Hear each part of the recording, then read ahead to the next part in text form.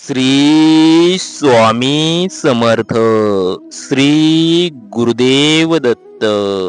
नमस्कार प्रिय स्वामी भक्तांनो, तुमच्यावर कितीही मोठे संकट असू द्या, तुम्हाला आता काळजी आणि चिंता करण्याची काही गरज नाही. तुमच्यावर असलेल्या सर्व अडीअडचणींचा, संकटांचा आणि दुःखांचा नाश होऊन जाईल. आजचा हा स्वामी मंत्र ऐकल्यास तुमच्या मागे लागलेली सर्व साडेसाती आणि पनौती दूर होऊन जाईल. स्वामींच्या कृपेमुळे तुमच्या आयुष्यातील सर्व विनाशकारी आणि वाईट गोष्टींचा नायनाट होऊन जाईल. त्या सर्व गोष्टी नष्ट होऊन जातील. हा स्वामी मंत्र ऐकल्याने तुमच्यावर असलेले नकारात्मक ऊर्जेचे कवच तुटून जाईल आणि सकारात्मक ऊर्जेची प्राप्ती तुम्हाला होईल. त्यामुळेच तुम्ही यशाच्या आणि प्रगतीच्या दिशेने वाटचाल करू शकाल.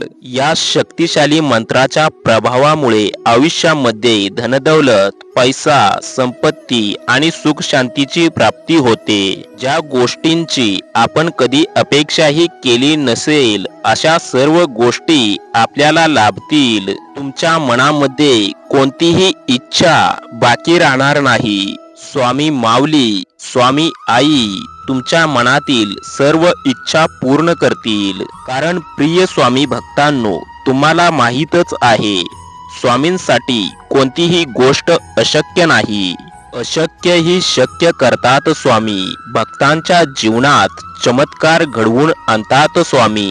प्रिय स्वामी भक्तांनो, फक्त तुमचा देवावर, आपल्या स्वामी माऊलींवर खरा विश्वास असायला हवा. आणि फक्त विश्वास असून चालणार नाही, तर भक्ती भाव आणि श्रद्धा आपल्या मनात असावी. स्वामी भक्तांनो, तुम्ही जर स्वामींची, आपल्या भगवंताची खरी भक्ती करत असाल तर भगवंताला सुद्धा, आपल्या देवाला सुद्धा ते सर्व द्यावे लागेल ज्याच्यासाठी आपण पात्र आहोत. आणि हा मंत्र ऐकल्याने आणि उच्चारल्याने स्वामींची कृपा नक्कीच होते. मित्रांनो, फक्त हा स्वामी मंत्र अर्धवट सोडू नका. हा स्वामी मंत्र संपूर्ण ऐका. स्वामींवरील तुमचा अढळ विश्वास आणि स्वामींवरील निसंकोच भक्तीच तुम्हाला तुमच्या ध्येय सिद्धीची प्राप्ती करून देईल.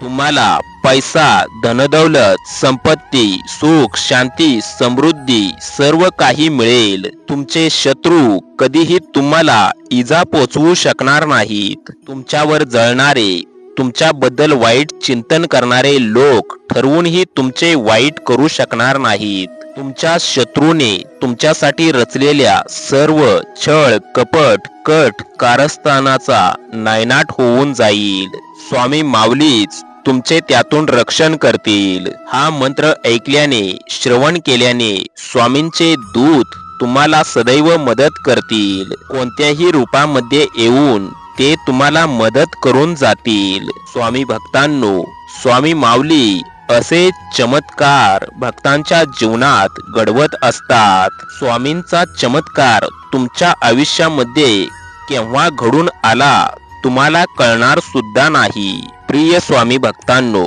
भगवंताची, आपल्या देवाची भक्ती करत करतच तुम्ही जे पण काम करत असाल ते पूर्ण प्रामाणिकपणे करा.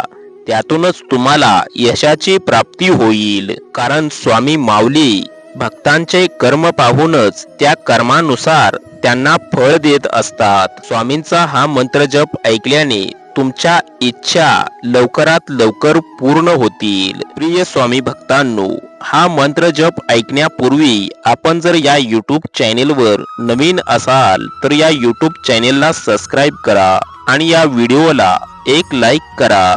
सोबतच कमेंट मध्ये श्री स्वामी समर्थ किंवा सद्गुरु स्वामी समर्थ असे टाईप करा. चला तर ऐकूया स्वामींचा हा मंत्र जप.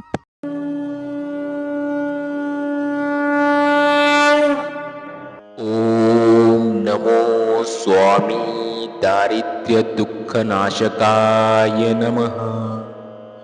ओम नमो स्वामी दारिद्र्य दुःख नाशकाय नमः. ओम नमो स्वामी